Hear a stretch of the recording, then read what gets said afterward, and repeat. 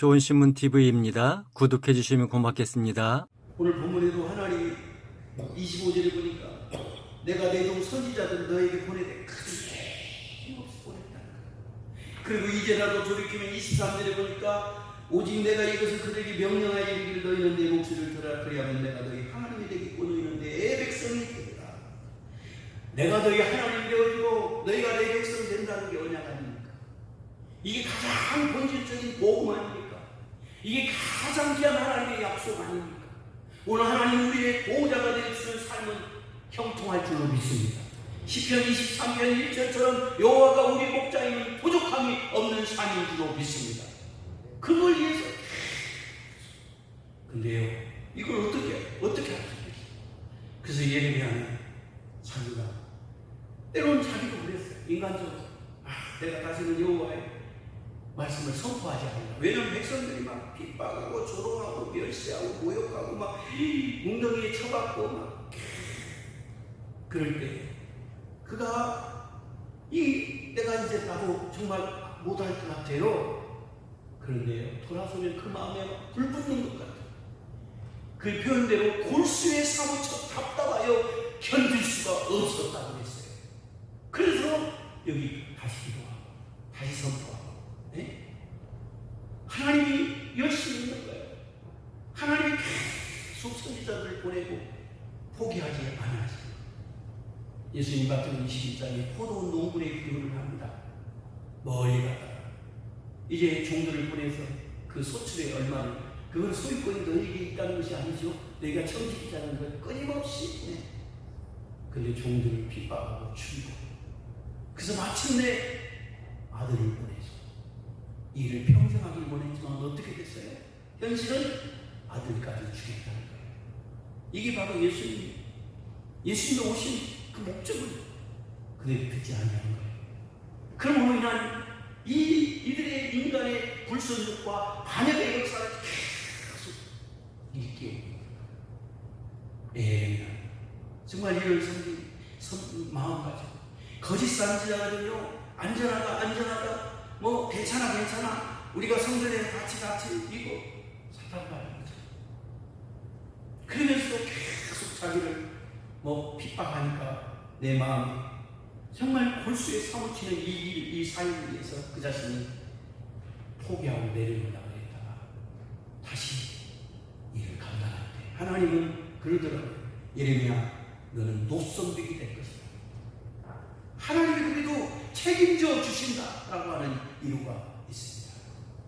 여러분, 예레미야 17장 7절에 그랬어요. 두 가지로 비교했어요. 무릇 여호와를 의지하여 여호와를 의뢰하는 사람은 복을 받는다. 비유하기를 그는 물가에 심어진 나무가 그 뿌리를 강변에 뻗치고 더위가 올지라도 두려워하지 않냐며 그 입이 청청하여 강류해 걱정이 없고 결실에 그치지 아니하는 것. 이렇게 표현했어요.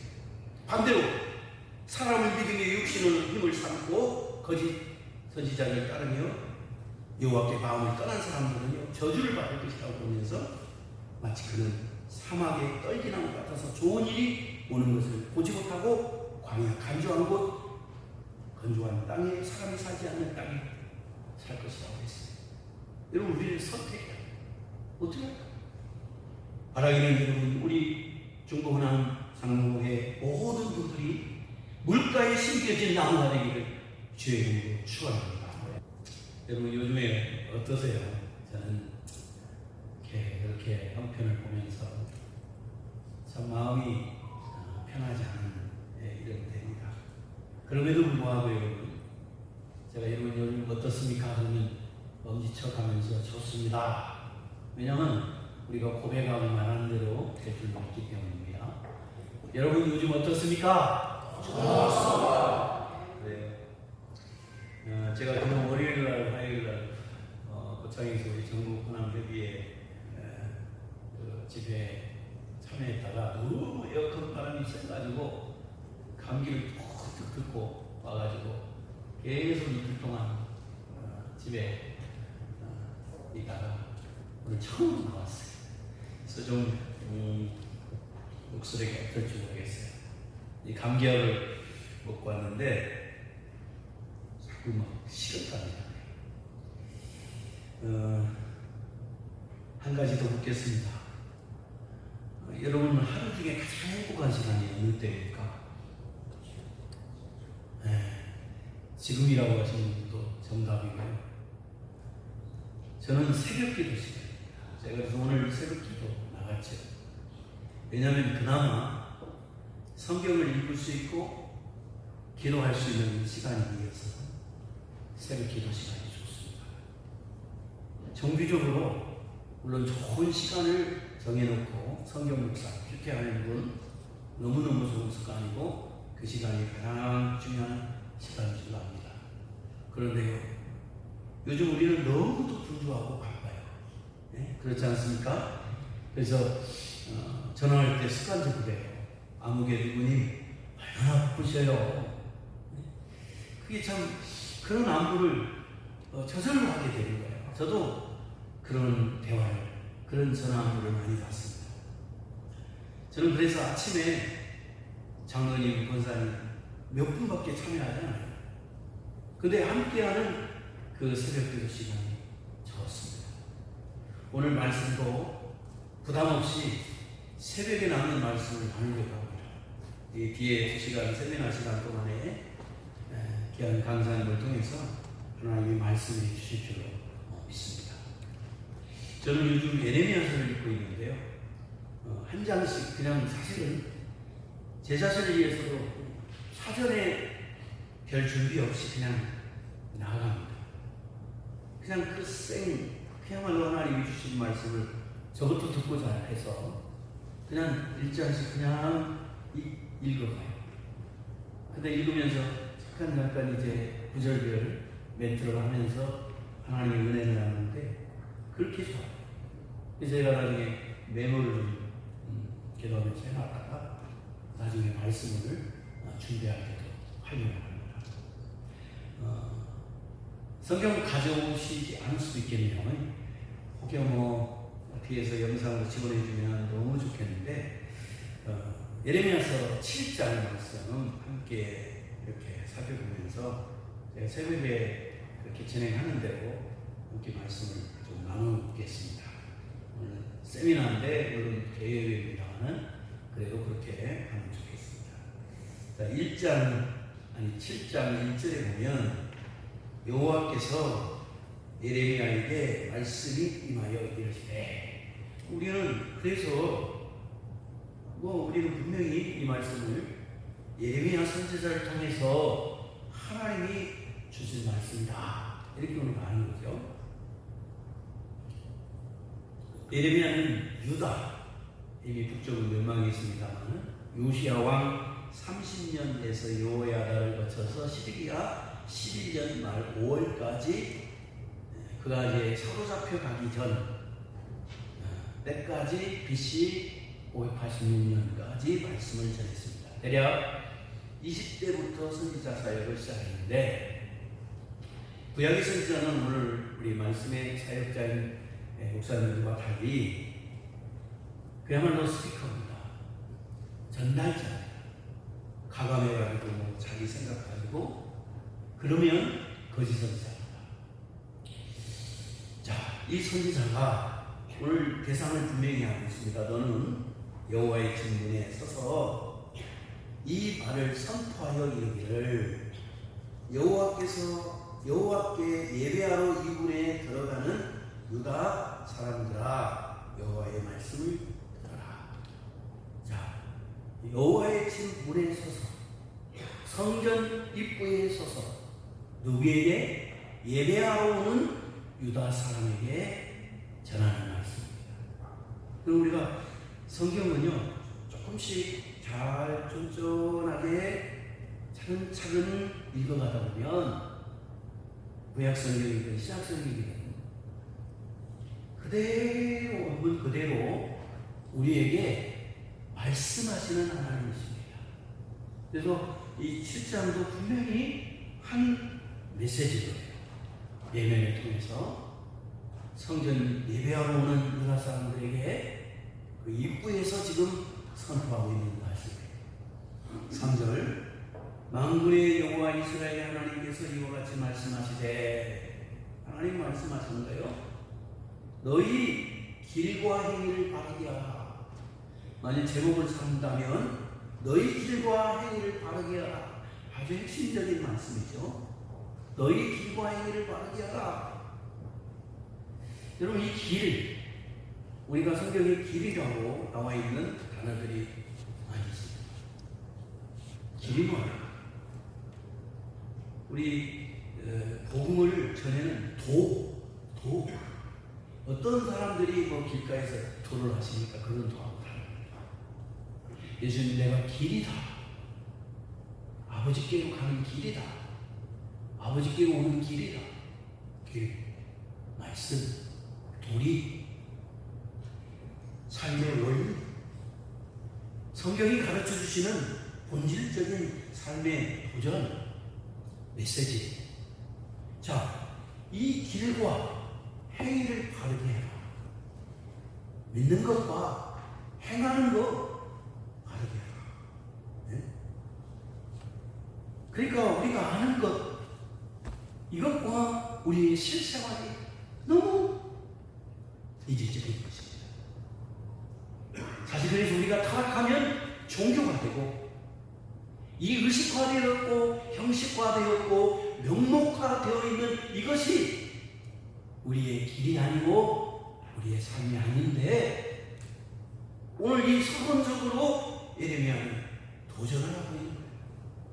왜냐하면 이 너희의 길과 행위 때문에 너희가 타락했고, 너희 예배가 변질되었다.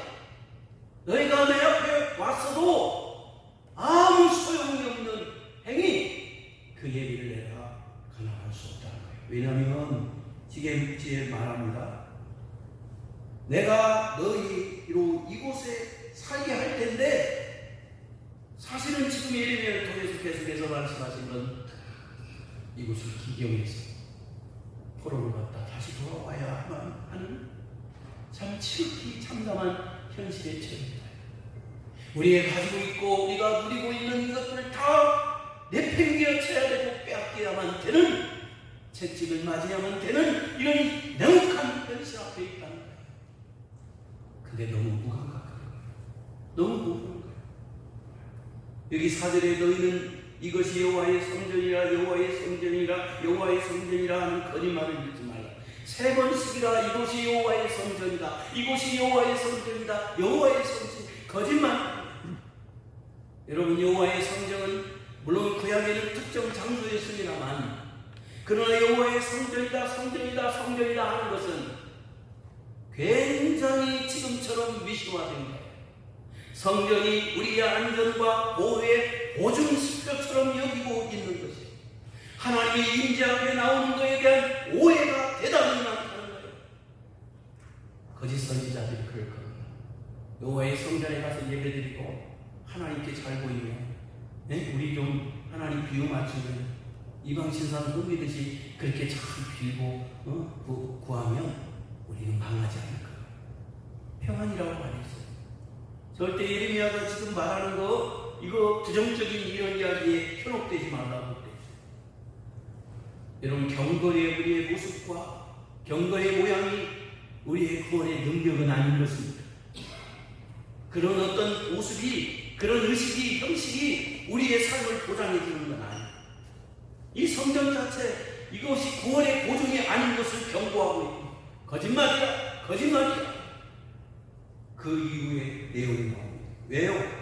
5절, 6절, 7절에 보면 너희가 만일 길과 행위를 참으로 바르게 하여 이웃들 사이에 정의를 행하며 이방인과 고아와 과부를 압제하지 아니하며 무죄한 자의 피를 이곳에서 흘리지 아니하며 다른 신들의 길을 따르지 아니하며 화를 자초하지 아니하면 내가 너희를 이곳에서 살게 하는 곧 너희 조상에게 영원 무궁토록 줄 땅이. 그러니까 여기 부정적으로 표현했습니다. 현상을. 너희 길과 행위가 어떠냐? 바르지 않는다. 이웃들과의 사이에서 정의가 없어요. 당시 어려운 고아와 과부와 이방인을 압제하고 심지어 무죄한 자를 피를 흘리는 것입니다. 그리고 다른 신들을 따라 사는 거예요. 이게 어떻게 하나님 믿는 백성들의 삶입니까? 하나님 백성들을 믿는 그 길이고 행인 것입니까? 너무 이유가 반전입니다. 예레미야를 통해서만 하나님이라 이사야를 통해서도 그 참된 금식에 대한 가르침과 참된 율법의 도리의 그 근본적인 이유를 성경은 늘 가르쳐주는 거예요. 여러분, 본문에서 지금 너희 길과 행위가 바르지 아니하는 것, 너희가 아는 만큼 배우는 것만큼 또 말하는 것만큼 그 행위가 안 되는 거예요. 그러니까 오늘날의 기독교적인 가치와 이 삶이 행하는 것이 아는 것만큼 되지 않는 것에 대한 그 불의와 그 불공정성, 이것을 지적하고 있는 것입니다. 여러분, 오늘 우리를 돌아봅니다. 항상 성경은 거울처럼 우리를 돌아보게 합니다. 오늘 그렇지 않습니다. 오늘 우리가 왜 분노하고 왜 아쉬워 또 때로는 사람들을 비난합니까? 불공정하다, 불공평하다, 정의가 없다, 그러면 안 된다. 그런데 정작 다른 사람을 가리키는 손가락은 오늘 나에게는 그 잣대는 없는가? 우리 교회는 내 자신은 그야말로 피해자로서 우울하기만 한 건가? 내가 그 이치에 있을 때 정말 나는 정당하게 정의롭게 그 일을 할 수 있는가? 저는 상당히 자신이 있습니다. 우리가 오늘 이 말씀의 대상자처럼 이방인들에게 말하는 것도 아닙니다. 유다인들에게, 유다인 중에서도 예배하러 올라온 그들에게 말하는 것입니다. 그러나 우리가 예배할 때 잘못된 생각 가지고 예배에 나오면 그 예배는 무익한 것입니다. 많은 거짓말 속에서 우리가 있는 거예요. 8절에 보라, 너희가 무익한 거짓말을 의존한다. 그리고 이게 잘못된 기록하고 있는 거예요. 그야말로 늘 이게 보편적인 일이지, 이게 타락한 일이지, 이럴 수 있는 것이 그게 내로남불 아닙니까? 이 당시의 혼란함과 불안함은 거짓 종교가 한 몫을 한 것입니다. 지금 오늘 우리도 이단들의 비유 거짓 영의 역사가 있습니다. 그거보다 더 가까운 부분에 가짜 뉴스가 판을 치는 생각입니다. 이번에도 어떤 우리 이대에서 이단 지정하다 보니까 많은 부분들이 막 좀 뭐랄까요? 물을 탄다 할까요? 그 반감을 드러내요. 물론 이단성이 있다. 우리 총회가 이단을 이렇게 탁 지정하고 정죄하는 것은 정말 신중하게 해야 될 것입니다. 그럼에도 불구하고 신학자들이나 굉장히 연구를 또 그 근거에 합당해서 이단을 선포할 때는 정말 우리가 예의주시하고 잘 살펴봐야 할 것 같아요. 그런데 그걸 옹호하기 위해서 목사님들 설명 한 30점 갖다가 다 따져보면 이단성 있는 사람이 어디냐 이렇게 말합니다. 오늘 이 재상은 분명합니다. 9절 어때요? 그 열매가 너희가 도둑질하고 살인하며 간음하며 거짓 맹세하며 하락이 분항하며 너희가 알지 못하는 다른 신들을 따르면서 분명해요.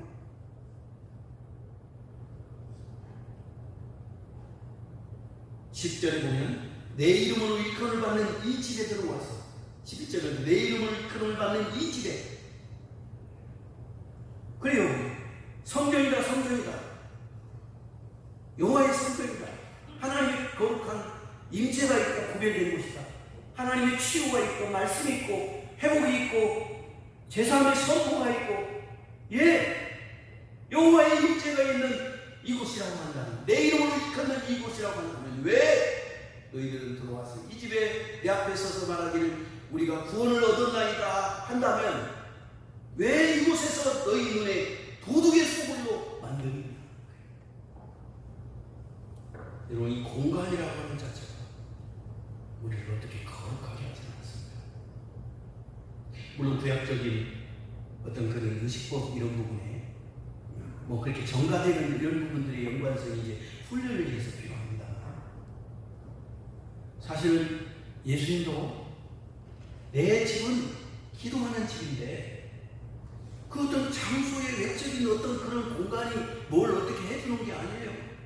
기도하는 집이어야 되는 거예요. 예배하는 집이어야 되는 거예요. 하나님의 거룩한 성전으로 쓰였던 기름들이 나타나는 하나님의 성소가 되어야 되는 거예요. 그런데 편의에 의해서 필요에 의해서 뭐 재물시장이 자꾸 성전 가까이 이권이 깨기 때문에 우리 예배가 우리 어떤 그 모임이 순수성을 자꾸 잃어버립니다.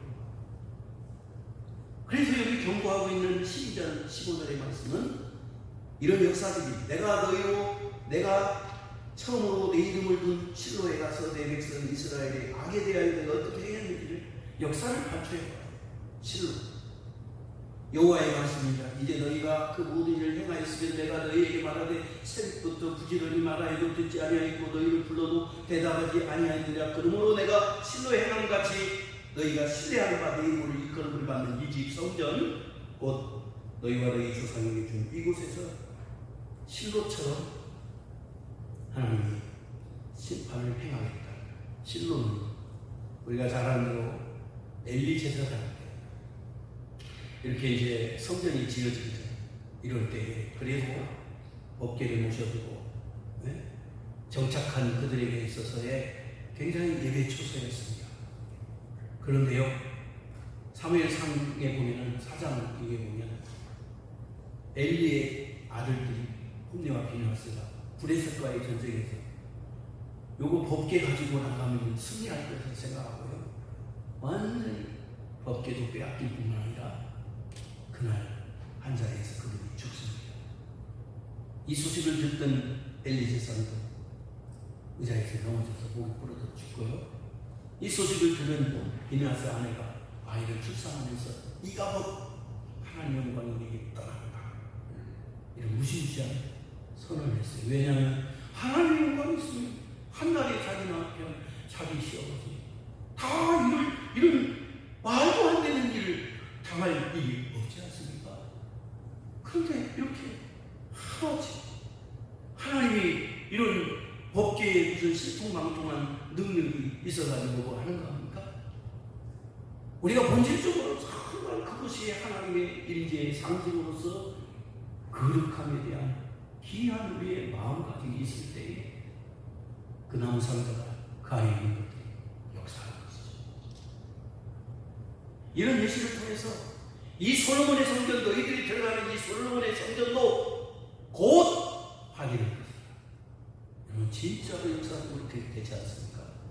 회개를 거부하고 북이스라엘처럼 이제 이 남쪽도 이 거짓 예배가 중단되지 않는 한은 이가봇 하나님의 영광이 떠난다는 거예요.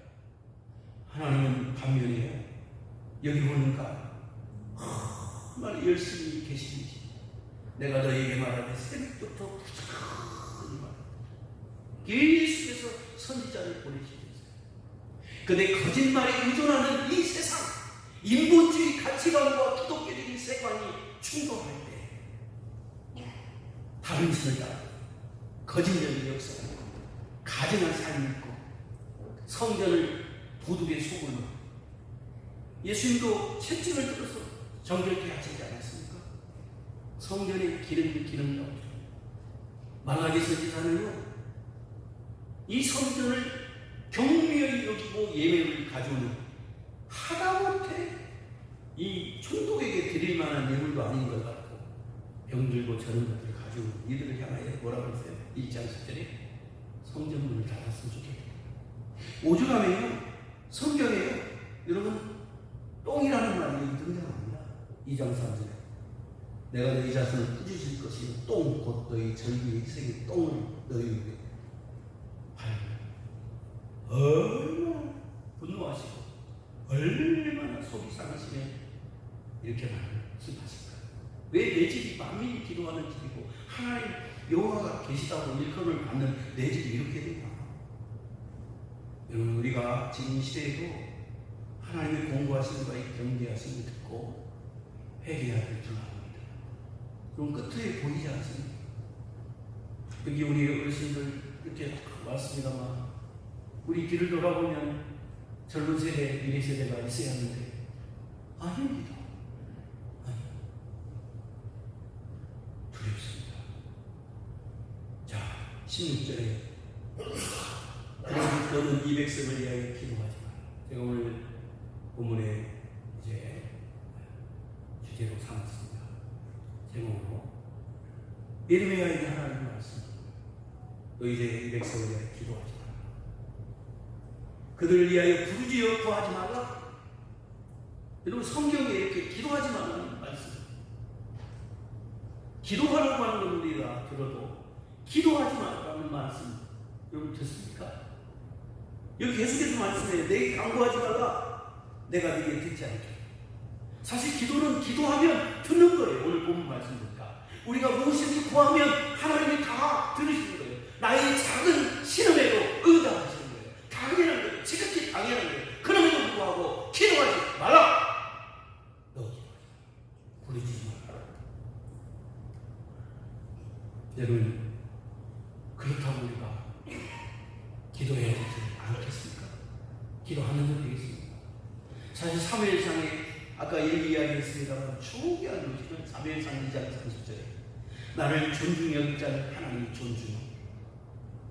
근데 반대로 나를 멸시하는 자는 내가 멸시해. 하나님의 분노가 이렇게 있는 거예요. 왜 기도하지 말라는 거예요? 사실은 기도하지 마. 기도하지 말라. 기도하지 말라. 어떻게 됩니까? 기도해야. 기도해야. 기도해야. 뭘 읽겠기에 나와있던 자녀들이 고향에 부모님을 찾아뵙기 위해서 오려고 할 때 오지마 오지마 와 부정이 긍정의 것입니다. 오늘 이 같은 시대 여러분 우리가 주님이 하나님 기도하지 마라 간구하지 마라 안 들을 거야 그지만 진짜 안 들으신다는 거예요. 17절 너는 그들이 유다 성읍과 예루살렘 거리에 행한 일을 보지 못하느냐. 자식들은 나무를 줍고요. 총체적으로요. 온 가족이 아버지들은 불을 피우며 아니라 부녀자들은 가루를 반죽하여 하늘의 여왕을 위하여 하나님께가 아니라 하늘의 여왕을 위하여 과자를 만들며 그들이 또 다른 신들에게 전제를 부음으로 나의 노를 일으키니라. 몰라? 여호와의 말씀이라 그들이 나를 경록케 하느냐 자기 얼굴에 부끄러움을 자취하지 않느냐. 그러므로 주 여호와께서 이와 같이 말씀하시니라. 보라 나의 진노와 분노를 이곳 사람과 짐승과 들나무와 땅의 소산을 부으리니 불같이 사라지고 꺼지지 않으니. 여러분 사람은 그렇다고 해요. 무슨 짐승이 뭔 잘못했어요? 무슨 들나무가 잘못했어요? 요새 환경재앙, 기후재앙이 있어요. 소, 집에 키우던 돼지들 떠나가고 또 가축들 다 아사합니다. 14장이고 가뭄의 재앙을 계속 말씀합니다. 극심한 식소도 찾고 할 수 없습니다. 하나님의 심판은 칼과 기근과 전염병인데 깨달아야죠. 알아야죠. 이때도 마찬가지 아까 공동을 했습니다만 11절에 너는 200석을 위하여 복을 구하지 말라. 심지어 금시가 할지라도 듣지 않겠다. 꼭 이대로 문자대로 들으시면 안 돼요. 너 이놈 말하는 듣는 아들에게 아버지가 정말 집 나가야 나가라. 나가라고 한다고 팍 갖고 나가. 여러분 200석을 위하여 복을 구하지 마라. 아멘. 복을 안 구하겠습니다. 금식할지라도 내가 듣지 않겠다. 금식하겠습니다. 아니에요. 여러분 맹문 그대로 듣지 마시고 금식하고 복을 구하고 걱정이 복이 없는 거예요. 장로님들이 이렇게 또 중국 호남으로 또 묶어가지고 또 이렇게 연합회를 가시는데 여러분 이 열정 부딪혀갖고 하나님의 은혜를 구하시길 바랍니다. 우리가 도전받고 하나님의 은혜를 받는 것 이상으로 여러분 여호와의 열심은요 얼마나 우리가 상상할 수 없었지. 그러다 보니까 오늘 예레미야가 하나님 여호와여 우리 제약이 우리에게 대하여 증언할지라도요 알겠습니다. 주는 주의 이름을 위하여 일하소서. 그래도 하나님 일해주세요. 여호와여 주는 그래도 주의 이름으로 일컬음을 받는 자이오니 우리를 버리지 마옵소서. 우리를 버리지 마옵소서. 그러니까 여러분 예레미야가 얼마나 그 눈에 눈물이 말을 안 했겠어요. 우리가 하나님 정말 무서워. 오늘 본문에도 하나님이 25절에 보니까 내가 내 종 선지자들 너에게 보내되 그들이 힘없이 보냈다. 그리고 이제 나도 돌이키면 23절에 보니까 오직 내가 이것을 그들에게 명령하여 이르기를 너희는 내 목소리를 들으라. 그리하면 내가 너희 하나님이 되겠고 너희는 내 백성이 되리라. 내가 너희 하나님이 되어주고 너희가 내 백성이 된다는 게 언약 아닙니까? 이게 가장 본질적인 복음 아닙니까? 이게 가장 귀한 하나님의 약속 아닙니까? 오늘 하나님 우리의 보호자가 되어주시는 삶은 형통할 줄로 믿습니다. 시편 23편 1절처럼 여호와가 우리 목자임은 부족함이 없는 삶인 줄로 믿습니다. 그걸 위해서. 근데요 이걸 어떻게 할 수 있어요? 그래서 예레미야는 자기가 때로는 자기도 그랬어요. 인간적으로 내가 다시는 여호와의 말씀을 선포하지 않는다. 왜냐하면 백성들이 막 핍박하고 조롱하고 멸시하고 모욕하고 막 웅덩이에 쳐박고 막 그럴 때 그가 내가 이제 나도 정말 못할 것 같아요. 그런데요 돌아서면 그 마음에 불 붙는 것 같아요. 그 표현대로 골수에 사무쳐 답답하여 견딜 수가 없었다고 했어요. 그래서 여기 다시 기도하고 다시 선포하고 하나님이 열심히 있는 거예요. 하나님이 계속 선지자들을 보내고 포기하지 않으시고 예수님 같은 22장에 포도원 농부의 비유를 합니다. 멀리 가다가 이제 종들을 보내서 그 소출의 얼마를 그건 소유권이 너희에게 있다는 것이 아니죠. 너희가 청지기자는 걸 끊임없이 근데 종들을 핍박하고 죽이고 그래서 마침내 아들을 보내서 이를 평생 하길 원했지만 어떻게 됐어요? 현실은 아들까지 죽였다는 거예요. 이게 바로 예수님이 오신 그 목적을 그들이 듣지 아니하는 거예요.